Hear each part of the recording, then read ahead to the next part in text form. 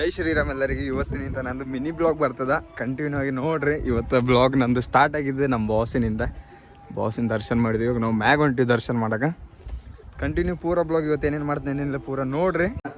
ಇವತ್ತು ಆಂಜನೇಯ ಸ್ವಾಮಿ ದರ್ಶನ ಮಾಡ್ಕೊಂಡು ಇವತ್ತಿನಿಂದ ಕಂಟಿನ್ಯೂ ಮಿನಿ ಬ್ಲಾಗ್ ಬರ್ತದೆ, ಎಲ್ಲರೂ ನೋಡ್ರಿ. ಬಸ್ ಒಳಗೆ ಕುಂತೀವಿ, ಕಂಡಕ್ಟರ್ ಟಿಕೆಟೇ ಕೊಡಲ್ಲ ಏನೋ. ಅದು ಬಿ ನಮ್ಮ ಬಸ್ ನಮ್ಮ ಕಡೇಚೂರು ಒಳಗೆ ನಿಂತು ಐತೆ. ಫ್ಯಾಕ್ಟ್ರಿದು ಫುಲ್ಲು ಸ್ಮೆಲ್ಲು ಉಸಿರಾಡೋಕ್ಕೆ ಆಗ್ತಿರ್ಲಿಲ್ಲ. ಅದು ಬಿ ನಮ್ಮ ಬಸ್ ಮಂತ್ರಾಲಯ ಬಸ್ ಹೊಂಟಿದ್ವಿ. ನಾವು ಇವಾಗ ಹೋಗ್ತಿರೋದು ರಾಯಚೂರಿಗೆ.